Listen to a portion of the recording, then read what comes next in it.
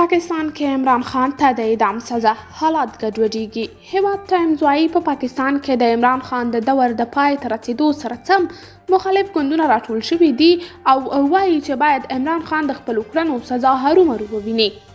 مخالف ګوندونه وايي عمران په ښکاره اساسي قانون تر پښو لاندې کړ او دا ډول یوه کړنه د پاکستان سره خیانت دی چې ډېره لویه سزا لري.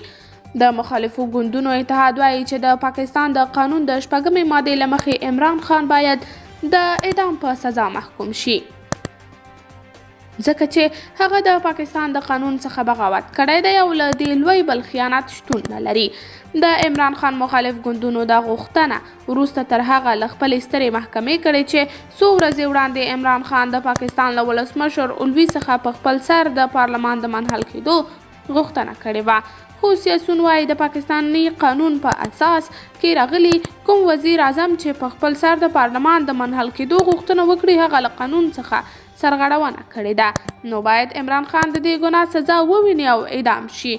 قدرمنو لیدونکو، تاسې د دې موضوع په هکله څه نظر لرئ؟